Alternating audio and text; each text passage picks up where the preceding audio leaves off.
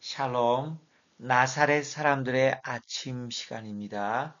오늘 본문은 이사야 28장 3절에서 5절입니다. 제목은요, 그리스도인의 값어치, 그리스도인의 값어치입니다. 본문을 읽어드릴게요. 에브라임의 술 취한 자들의 교만한 면류관이 발에 밟힐 것이라.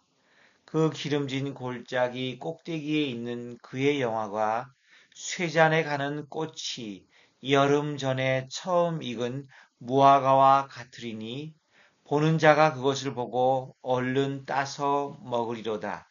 그날에 만군의 여호와께서 자기 백성의 남은 자에게 영화로운 면류관이 되시며 아름다운 화관이 되실 것이라. 아멘. 오늘 말씀의 제목은 그리스도인의 값어치입니다. 단순하게 세상과 비교해 보면서 잠깐 나누고자 합니다. 세상에선 누가 존귀한 사람입니까? 누가 값어치 있는 사람입니까? 세상에선 주로 그 사람이 지닌 외적인 조건과 영향력을 보고 평가합니다. 그 사람의 업적과 부와 명예와 외모와 타인에게 끼치는 영향력을 중심으로 평가합니다.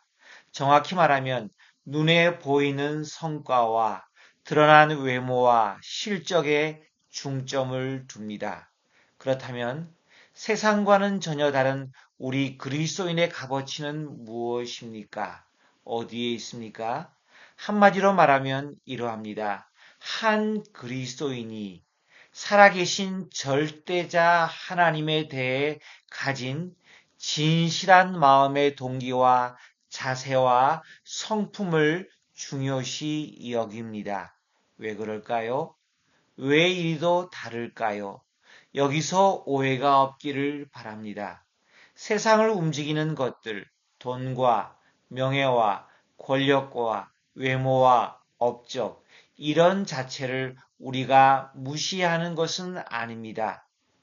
세상에서 대단하게 여기는 이 모든 것들이 어떤 변수가 생기어 타격을 받게 되면 금방 사라져버릴 가변적인 것이기 때문입니다.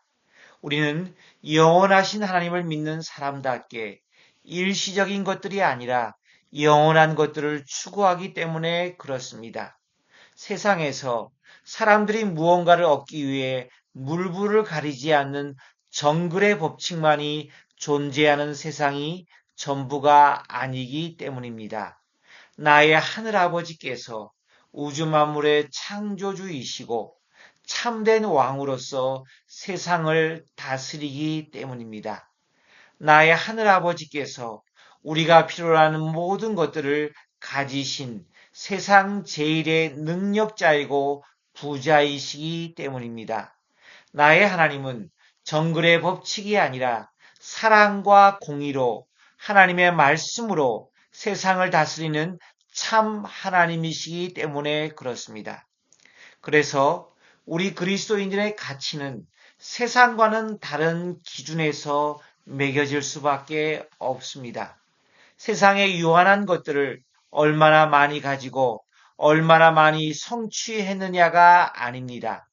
이 영광과 존귀를 받기에 합당하신 하나님과 얼마나 함께하고 더 정확히 말하면 얼마나 그분과 하나 될 수 있는 특권을 누리기 위해 하나님과의 관계, 교제와 그 관계를 지속하는 가장 중요한 중심, 마음의 태도와 정결함, 하나님을 닮은 성품에 강조를 두고 있습니다. 오늘 본문 1절에서 6절의 중심 내용은 북왕국 이스라엘의 수도인 사마리아에 대한 하나님의 엄중한 심판이 기록되어 있습니다. 그런데 여기서 자주 등장하는 단어는 면류관이란 단어 1절과 3절과 5절에 등장합니다. 성경에서 면류관은 영화와 권위를 주로 의미했습니다. 본문 3절에는 분명히 밝힙니다. 에브라임의 술 취한 자들의 교만한 면류관이 발에 밟힐 것이라. 4절엔 이렇게 기록되어 있지요. 그 기름진 골짜기 꼭대기에 있는 그 영화가 쇠잔에 가는 꽃이 여름 전에 처음 익은 무화과와 같으리니 보는 자가 그것을 보고 얼른 따서 먹으리로다. 고대 근동에서 한때 잘 나가던 북왕국 이스라엘이 하나님 보시기에는 술 취한 교만한 면류관과 똑같다는 것입니다. 그런데 그 영광이 시들어가는 꽃과 같고 제철보다 일찍 익어서 맛과 희소성의 가치를 지니고 있기에 보는 자가 얼른 따먹어 버리는 무화과 열매처럼 어느 한순간에 주께서 보내신 강하고 힘있는 자를 통해 결국은 땅에 짓밟히는 운명에 처하는 면류관과 같다는 말씀입니다. 그렇다면 이것이 한때 하나님의 백성이었다, 하나님을 떠난 백성들의 결말이란 말입니까? 결코 그렇지 않습니다. 하나님은 택한 백성을 결코 버리지 않으십니다. 변절자들만이 버림받는 것이지요. 오늘 본문 5절에 나온 것처럼 하나님께서 당신의 백성을 구원할 완벽한 방법을 지니고 있다고 말씀하시며 절망한 우리들에게 새 소망을 불어넣고 계십니다. 오늘 본문에서 가장 중요한 5절을 다시 한번 눈여겨봅시다. 그날에 만군의 여호와께서 자기 백성의 남은 자에게 영화로운 면류관이 되시며 아름다운 화관이 되실 것이라. 이 소망의 메시지에서 세 가지를 주목해 봅시다. 첫 번째로는 그날에 이 어둡고 슬픈 세상의 역사 속에 하나님의 구원의 때, 카이노스의 때가 반드시 옵니다. 이미 왔지요.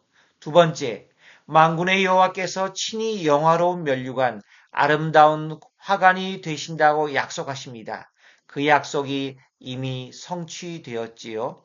세 번째, 그런데 이 축복은 시련을 통과하고 남은 신실한 자기 백성에게 해당된다는 것입니다. 사랑하는 나사렛 묵상에 참여한 여러분, 진정한 그리스도인의 값어치는 어디에 있습니까? 들쑥날쑥한 우리네 사람들 자신들에게 있는 것이 아닙니다. 우리의 영원한 보배 되신 하나님께 있습니다. 그리고 이 보배를 마음 중심으로 얼마나 꾸준히 모시고 살아가고 있느냐에 있습니다. 왜죠? 세상에 시들어 없어져 버릴 수 없는 거룩한 하나님께서 친히 우리의 면류관이 되어 주실 것이라 약속하셨기 때문입니다. 함께 드리는 기도. 주님, 세상에서 우리를 천하고 우습게 대우할지라도 거기에 휘둘리지 않게 해 주십시오.